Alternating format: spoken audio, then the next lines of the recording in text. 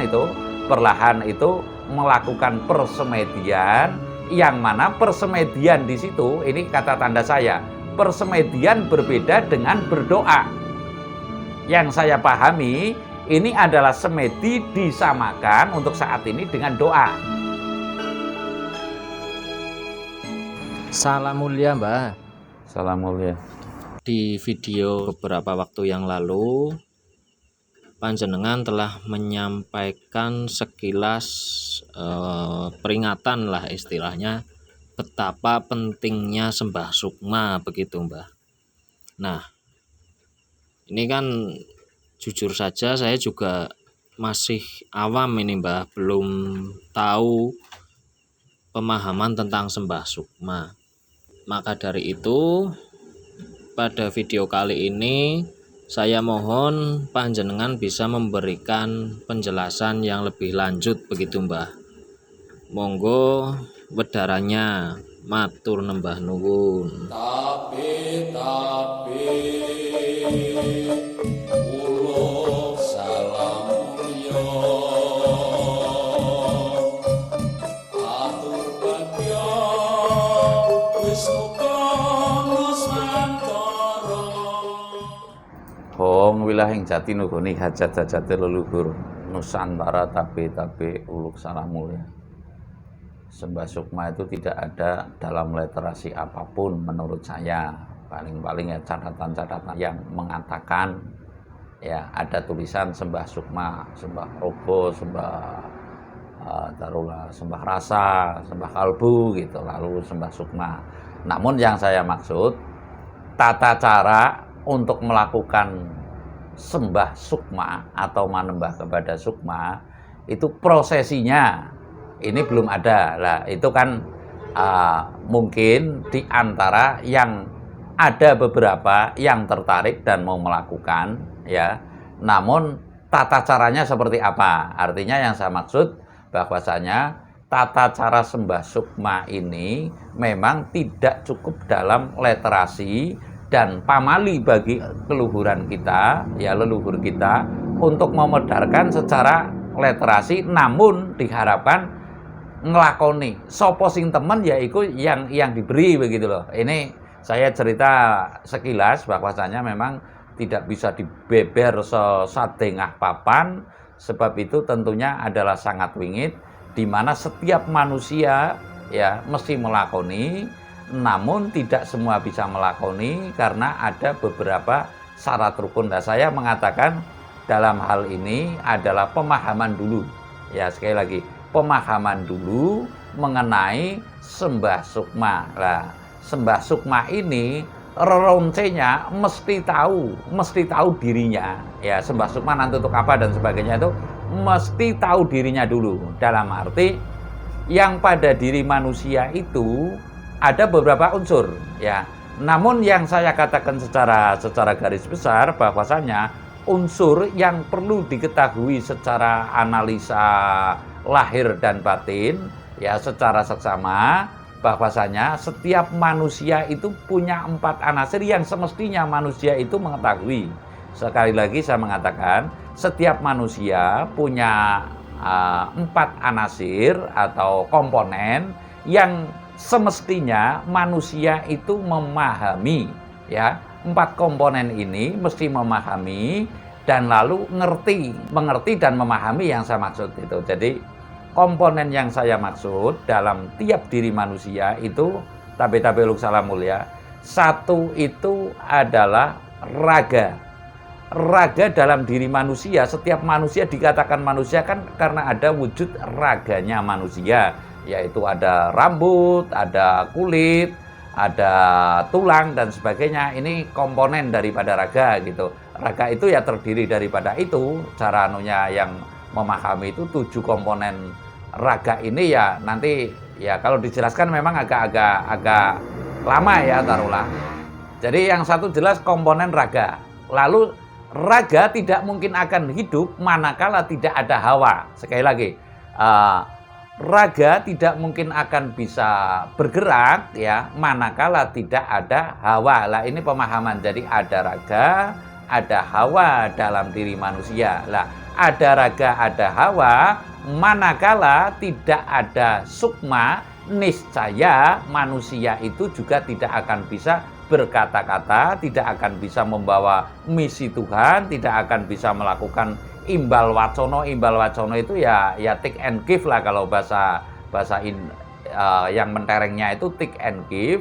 Lalu di dalam sukma pun tanpa ada satu komponen lagi, lah ini rasa. Jadi di sisi sukma ada rasa. Lah ini yang saya katakan bahwasanya komponen yang dua, raga dan hawa, ini adalah satu komponen yang melekat pada diri manusia. Sukma dan rasa inilah yang perlu dipahami, yang bahwasanya komponen ini adalah 4 komponen dalam diri manusia yang patut dipahami, yang patut dimengerti sebelum melakukan sembah sukma atau manembah kepada sukma. Jadi 1 itu raga, 2 itu hawa, 3 itu sukma, 4-nya itu rasa. Jadi yang pada prinsipnya kita memahami dulu adanya raga, adanya hawa. Lah, mengapa raga dengan hawa? Karena ini adalah sesuatu yang komponen 2 dalam 1. 2 dalam 1 nggak bisa, taruhlah yang saya katakan raga nanti jodohnya rasa, itu enggak. Nah, raga itu adalah jodohnya adalah hawa, begitu. Nah, ada raga tanpa hawa tidak mungkin itu raga akan bisa, komponen raga ini akan bisa berfungsi dengan baik. Dan ada hawa nggak ada raga pun juga tidak, gitu loh, tidak bisa berfungsi secara baik. Lalu sukma dan rasa ini juga nggak bisa terpisahkan, artinya ada sukma mesti ada rasa, gitu. Ini komponen 2 dalam 1 yang mesti kita memahami, artinya raga jodohnya itu hawa, kalau sukma jodohnya itu rasa. Lah nanti kalau sudah memahami ini, barulah kita kepada tahap yang kalau orang barat itu mengatakan ya meditasi, ya Pak ya. Meditasi kalau saya mengatakan itu kita belajar semedi atau perlahan itu melakukan persemedian, yang mana persemedian di situ, ini kata tanda saya, persemedian berbeda dengan berdoa. Yang saya pahami ini adalah semedi disamakan untuk saat ini dengan doa, gitu loh. Lah, kalau semedi ini adalah maneges, ya. Namun kalau doa ini adalah cenderung kepada permohonan. Lah ini antara semedi atau meditasi dan doa saja ini kita harus memahami. Artinya kalau kita berdoa, kita itu membawa sebuah keinginan atau sebuah hawa nafsu. Ini tentu tidak bisa melakukan persemedian yang lebih khusyuk, yang taruhlah lebih selaras dengan kehendak Tuhan, sehingga kita itu mesti bisa membedakan antara persemedian dan doa. Lah sekarang rata-rata manusia itu hanya dianjurkan untuk berdoa. Jadi semedi ini tertinggal, lalu manusia terkultuskan kepada sebuah doa di mana berdoalah kepadanya dan lalu nanti akan dipenuhi segala keinginannya. Lah ini berarti sebuah keinginan. Lah keinginan manusia apabila dituruti dalam pemahaman ini adalah hawa, sehingga hawa yang lebih dikedepankan atau keinginan yang lebih dikedepankan atau nafsu meninggalkan sukma. Lah sehingga manusia tidak ada tuntunan sukmanya. Sekali lagi saya mengatakan, jadi pemahaman sembah sukma, ya, kita mesti memahami komponen diri kita, adanya raga, adanya hawa, lalu yang komponen berikutnya adalah adanya sukma dan rasa. Lah nanti barulah kita melatih semedi yang tentunya tidak semudah yang kita bayangkan. Dalam kurun waktu semedi langsung bisa, gitu. Jadi mesti kita berlatih. Latahnya ikut juga perlu waktu yang cukup panjang, begitu.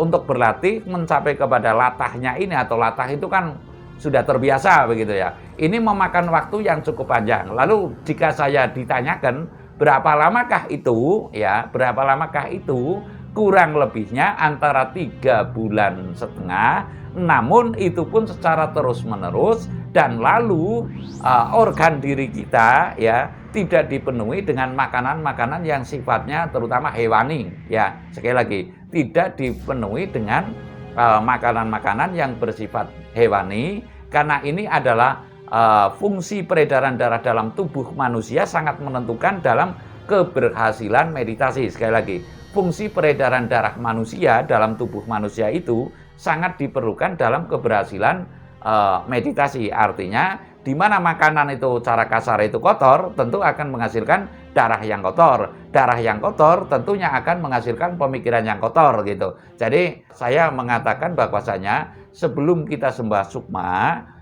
yang pada prinsipnya kita mengenali dulu komponen raga kita, komponen diri kita yang terdiri dari raga, hawa, sukma, dan rasa. Nah, ini raga itu adalah jodohnya dengan hawa, sukma ini adalah jodohnya dengan rasa. Lah nanti baru kita melatih persemedian. Sekali lagi, persemedian itu adalah bukan doa.